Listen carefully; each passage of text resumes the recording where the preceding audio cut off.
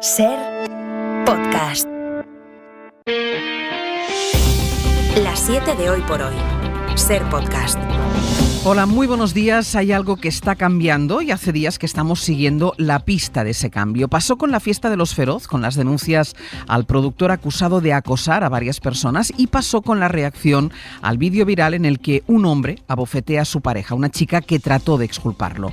El rastro de ese cambio social, que cada vez consiente menos este tipo de actitudes, va a seguir ahora en los juzgados. El hombre que golpeó a su novia en pleno directo de TikTok se va a sentar en el banquillo este mismo mes. José Luis Astre, hola. Hola, buenos días. En este caso han ayudado mucho las redes sociales, la repercusión que tuvo ese vídeo, porque fueron precisamente los usuarios de Internet los que alertaron de que esto había sido una agresión machista, aunque la víctima lo negase y lo siga negando. La Fiscalía pide 1 año de cárcel para él. Se enfrenta ahora a un delito de malos tratos, Pedro Jiménez. El joven que soltó un guantazo en toda la cara y en pleno directo de TikTok a su pareja, la que hizo llorar, se tendrá que sentar en el banquillo el próximo 21 de febrero, acusado de un delito de malos tratos, porque este miércoles se ha negado a declarar y a aceptar la sentencia de conformidad que le ofrecía la Fiscalía, que pedía para él 1 año de cárcel. El juez ha rechazado ponerle una orden de alejamiento porque dice, con los datos disponibles no se aprecia que concurra una situación objetiva de riesgo para la presunta víctima.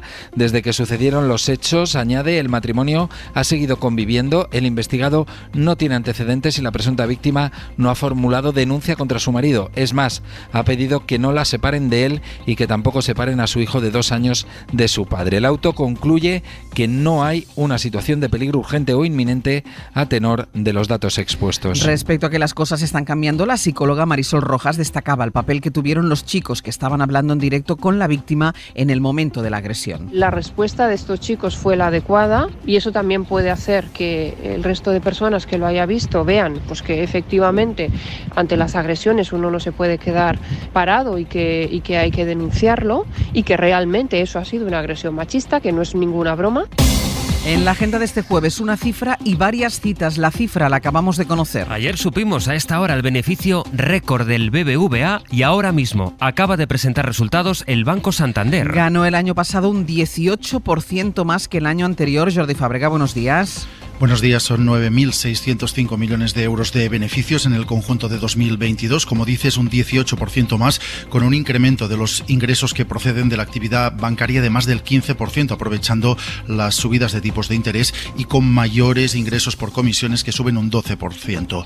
Y eso que el banco consigue estos beneficios que presenta como récord, aumentando sus provisiones para estar preparado por si la situación económica va a peor. En el caso concreto de España, el beneficio del banco más que se duplica hasta los 1.560 millones de euros. Pues con el dinero tienen que ver las otras citas del día. Hoy se publica el dato del paro del mes de enero y en cuanto a los bancos, ayer fue la Reserva Federal de Estados Unidos la que subió los tipos de interés 1/4 punto. Hoy se espera que el Banco Central Europeo anuncie su subida para encarecer el dinero y frenar la inflación. El resto de asuntos en la agenda son políticos. A las 9 en el Palau de la Generalitat de Cataluña, el presidente Pere Aragonès va a presentar el proyecto de presupuestos que pactó ayer con los socialistas de Cataluña. Una firma que ha puesto fin a una década de política de bloques en la comunidad, así lo ve Félix Bolaños. Escuchamos también a Laura Vilagrás, en el ministro y la consellera de Presidencia. Es una gran noticia para Cataluña y una gran noticia para España, porque es una muestra de la Cataluña del futuro, de la Cataluña de los acuerdos entre diferentes. Adiós los bloques, adiós el enfrentamiento,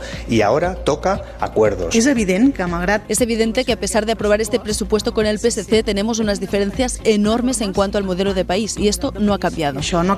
La otra imagen política del día la veremos en Rabat, en la cumbre entre España y Marruecos. Sin embargo, la imagen más potente que hubiera podido dar esa cumbre no se va a producir por el desplante del rey de Marruecos a Pedro Sánchez. Mohamed VI habló por teléfono con el presidente del gobierno, pero no lo recibirá hoy. Lo ha invitado a que vuelva de visita oficial a Rabat más adelante. El PP habla de humillación. Esteban González Pons asegura que este tipo de ninguneos se paga con una dimisión. A lo que respondía el ministro Álvarez. El único ninguneo viene por parte del Partido Popular en entender la importancia para Ceuta, para Melilla, para Andalucía, para Canarias, para España, de la relación con Marruecos. 11 ministros acompañan a Sánchez en esta reunión. Ninguno de Unidas Podemos rechaza en el encuentro, sobre todo, el giro en la posición española sobre el Sáhara. Es jueves, es 2 de febrero.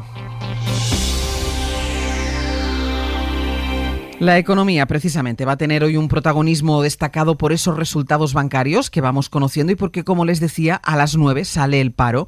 Gillian Ayala, buenos días. Hola, Ángels, buenos días. Como referencia tenemos los datos del mes pasado. Diciembre no fue un mes tan bueno para el empleo como se preveía, así que las cifras de hoy se esperan con cierta prudencia. Amplía, Elsa Llorente. Diciembre se comportó peor que otros diciembres. El paro bajó en 44.000 personas, pero es una bajada menor que la de la media de la última década. La afiliación subió en 12.000 puestos de trabajo más, pero fue el dato del diciembre más débil desde 2012. Son buenos datos, sí, en un buen mes para el empleo, pero fue peor de lo que solía ser. Eso sí, se registraron 2.837.000 parados, el dato más bajo desde 2007, y casi 20.300.000 afiliados, el tercer mes con más afiliados del año. Pero ojo, porque en diciembre, el mes de las cenas de empresa y de Navidad, despidió a 24.000 trabajadores en hostelería. En definitiva, diciembre fue un mes bueno para el empleo, pero menos bueno que de costumbre. La economía y el empleo va a seguir condicionado por la guerra en Ucrania, que sigue siendo el principal tema de actualidad en la crónica internacional. El ministro de Defensa ucraniano cree que Rusia va a redoblar su ofensiva militar cuando se cumpla justo un año de la invasión, lo que se va a producir a final de mes. Eso mientras aflora un nuevo caso de corrupción en Kiev. Bayo. Sí, la presidenta de la Comisión Europea y del Consejo Europeo van a encabezar la visita a la delegación comunitaria que llega hoy a la capital ucraniana, cargada de simbolismo precisamente para la gestión de la lucha contra la corrupción. Y es que a pocos días de que se cumpla un año de la invasión rusa, Bruselas pretende mostrar in situ su respaldo a Ucrania, un país que aspira a entrar en el club comunitario. Consciente de la importancia de los gestos de cara a ese ingreso, el presidente ucraniano Volodymyr Zelensky confirmaba anoche una nueva purga en su gobierno, asegurando que cambiar a los responsables es la única forma de garantizar la legitimidad de las instituciones, decía, tras destituir al responsable de aduanas por presunta malversación. Zelensky también habló del curso de la guerra. La situación, dice, es cada vez más grave en el Donbass, mientras que su gobierno ha intensificado en las últimas horas la presión a sus socios occidentales para que le suministren cazas de combate y misiles de largo alcance con los que pueden golpear a la retaguardia rusa que se refuerza en el frente del este. Así avanza el conflicto sobre el terreno, mientras que en buena parte de Europa hoy es noticia el malestar social. Hoy está convocado otro día de paro en el sector educativo en el Reino Unido. La huelga de los profesores se va a mantener hasta mañana y se van a sumar también en las próximas horas los transportistas. Todos piden mejores condiciones laborales y lo mismo está pasando en Portugal. Allí el personal de enfermería se va hoy a la huelga para exigir una corrección en los criterios de la progresión laboral. Para ellos son injustos y este paro se suma también a las protestas de los médicos y también de los profesores, que añaden ahora más presión sobre el ejecutivo de Antonio Costa, cada vez más criticado por la oposición.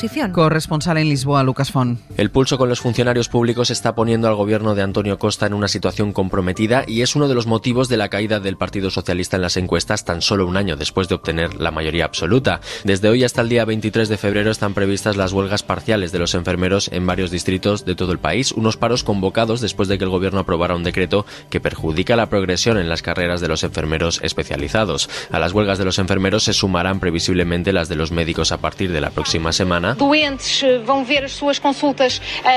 provocarán retrasos en las consultas y en las cirugías, según la presidenta de uno de los principales sindicatos, y también las de los profesores, que exigen al gobierno mejores condiciones laborales desde el pasado diciembre. Y en España siguen las reivindicaciones del personal sanitario. Los médicos de atención primaria de Madrid siguen en huelga. Todavía el sindicato convocante no ha podido llegar a un acuerdo con la Consejería de Sanidad y desde ayer también están en huelga de forma indefinida los médicos de Navarra. Después de casi 3 años de pandemia, los familiares de los mayores que murieron en las residencias durante las peores olas de COVID siguen pidiendo justicia. Y hay decepción entre las familias porque tras reunirse con el fiscal general del Estado no han escuchado lo que querían oír. Dicen que no les han dado la garantía de que se van a reabrir todos los procesos archivados. Los que tienen más opciones de seguir adelante con los casos son los que fueron por la vía penal, aunque la Fiscalía se ha comprometido a reunirse otra vez con los familiares afectados. Adela Molina. Decepción entre los familiares tras el encuentro encuentro con el fiscal general del Estado. Se quejan de que Álvaro García Ortiz no les dio garantías de que los procedimientos archivados por fallecidos en residencias durante la pandemia se vayan a reabrir como ellos reclaman. María José Carcelén es presidenta de la Coordinadora de Residencias. No salimos con un compromiso firme de que todas aquellas denuncias que se archivaron se van a reabrir y se van a investigar en profundidad, porque a lo que a nosotros nos preocupa que 3 años después se pida que se escuche a las familias, pero no tenemos y salimos sin la certeza de que eso se vaya a producir.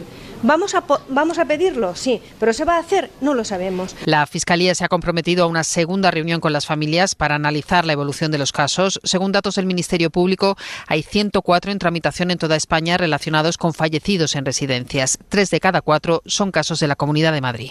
Y el próximo martes el Consejo de Ministros va a aprobar la retirada de las mascarillas en el transporte público, y en Europa también se están eliminando las restricciones que seguían vigentes en muchos países. En Alemania, por ejemplo, desde hoy tampoco es obligatorio llevar mascarilla en el transporte público. Corresponsal Carmen Viñas. Alemania se despide de una de las restricciones implantadas hace 3 años para hacer frente a la pandemia de coronavirus. Ya no será obligatorio el uso de mascarillas en trenes ni en el transporte público. Algunas regiones ya las habían retirado, pero desde hoy tiene carácter general en todo el país. Según datos de la empresa de transportes de Berlín, en la capital alemana solo el 60% de pasajeros la llevaba en las últimas semanas. El ministro de Sanidad, Karl Lauterbach, recomienda precaución y el uso voluntario de mascarillas, especialmente en el transporte, para no correr el riesgo de un COVID de larga duración y para proteger a los demás, según ha escrito en sus redes sociales. También hoy se levanta la obligación de quedar en aislamiento domiciliario en caso de contraer la enfermedad, salvo en Berlín, Brandenburgo y Mecklemburgo, donde seguirá aplicándose hasta mediados de mes. Otras normas siguen vigentes en todo el país, como la obligatoriedad de llevar mascarilla en centros médicos y de mayores, y en estos últimos la exigencia también de un resultado negativo en una prueba de coronavirus.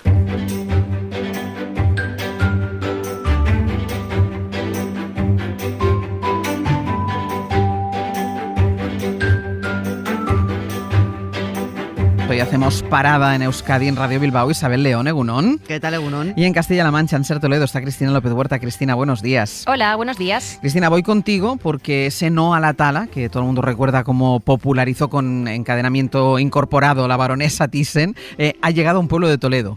Sí, a un grupo de vecinos, concretamente de Villa de Don Fadrique, así se llama el pueblo, que se ha encadenado a los árboles que el ayuntamiento de la localidad ha comenzado ya a talar. Son hasta 60 ejemplares, muchos de ellos centenarios. Según el consistorio, todo obedece a que muchos están enfermos y son un riesgo para los vecinos. Detrás de todo esto hay que decir que hay unas obras de mejora de las tuberías de la red de agua. ¿Cuál es el problema? Pues que la empresa concesionaria de esta obra ha sido implacable y en las últimas horas ha acelerado el proceso. Lorenzo es uno de los vecinos que se ha encadenado estos días. Encadenarme en el árbol, subí a la copa, mientras no venga un juez no me voy a bajar y estoy dispuesto a dar mi vida por un árbol porque es un ser vivo.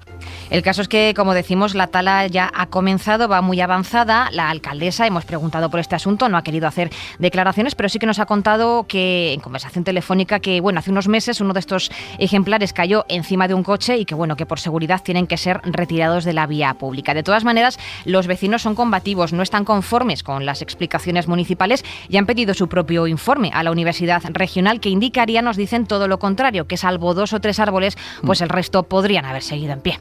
Y en Vitoria, Isabel, ¿algo ha pasado con una obra de arte que ha terminado provocando heridas a varias personas en el ayuntamiento? Sí, todo tiene que ver con una mesa baja, Sí. Lo podéis ver en servitoria.com, de qué mesa estamos hablando, firmada por Gerardo Armesto, de nombre El Lugar de los Acuerdos. Resulta que el ayuntamiento la instala frente a la sala donde los concejales se reúnen habitualmente como símbolo sobre la necesidad de llegar a acuerdos. Decía esto el alcalde hace 1 año y medio cuando lo anunciaba. Las mesas, como objetos misteriosos, no son mesas para sentarse alrededor. Son mesas plataforma para encuentros serenos, mágicos y pacíficos. Y anotaba que este islote, esta mesa, este lugar de los acuerdos, es un lugar donde nada malo podría ocurrir. Bueno, pues ha ocurrido y varias veces. Y no es que sea que no ha habido demasiados acuerdos, que también es que la mesa está instalada en medio del pasillo de la segunda planta del ayuntamiento, justo al salir de unas escaleras, y esto ha causado a varias personas heridas, tropiezos, caídas, incluso asistencia hospitalaria. Son palabras textuales de un informe de la policía local que ha analizado la seguridad del edificio y que insiste, lo dice así, que no es la primera vez que lo pide, que hay que retirar de ese punto la obra de arte. De momento os digo que sigue ahí, pero hay informe policial y todo. Es que como símbolo está bien y me parece bonito, pero que la pongan en un sitio donde nadie se haga daño. Cristina, en busca de una vacuna para salvar a las abejas, ¿no? Sí, es en la que está inmersa un laboratorio de Marshmallow en Guadalajara. Es de hecho el único que participa en este proyecto internacional para encontrar una vacuna. Es el Centro Apícola de Marshmallow. Está colaborando con un laboratorio americano que ha desarrollado una vacuna que cumpla los requerimientos ahora de la Agencia Europea del Medicamento. ¿Cómo será? No os imaginéis a nadie con una aguja pinchando a las abejas por abeja. No. Vaya. Es un suero, es una sustancia, nos dicen, dulce, que se suministra a la abeja reina y entonces ella ya la transmite en su colmena y transmite también su propia inmunidad a toda su descendencia. Lo que se pretende es protegerla contra una enfermedad que es contagiosa y es mortal, y es que hay que recordar que la población de abejas ha disminuido en las últimas décadas por varios motivos, el cambio climático, la falta de lluvias, en fin. Los agricultores alcarreños ya sabéis que son de los mayores productores. Bueno, dicen que esta campaña de miel ha sido la miel de ahí es muy buena, catastrófica, entre un 40 y un 50% menos, así que vamos a esperar que esta vacuna salga adelante. Que funcione. Pues Isabel, Cristina, gracias a las dos, un beso. Un beso. Hasta luego. Pues nuestra recomendación cultural para empezar el día este jueves tiene mucho que ver con Tarantino. De hecho, es un libro con sus memorias y es un libro en el que cada capítulo recuerda una de sus películas y cuenta detalles hasta ahora desconocidos tanto sobre él, sobre el propio Tarantino, como sobre su trabajo. Es una recomendación de Pepa Blanes. Hoy recomendamos un libro para cinéfilos. No.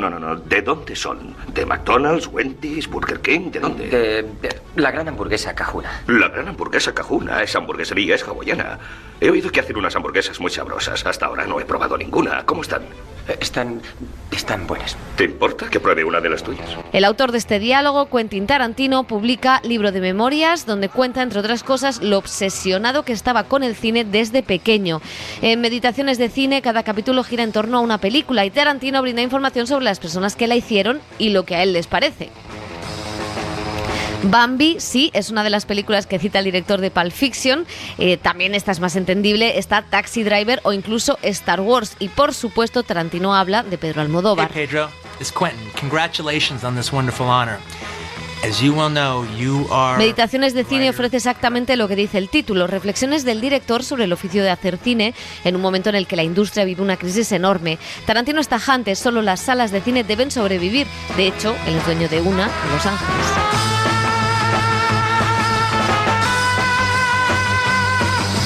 Para no perderte ningún episodio, síguenos en la aplicación o la web de la SER, Podium Podcast o tu plataforma de audio favorita. Cadena SER. La radio.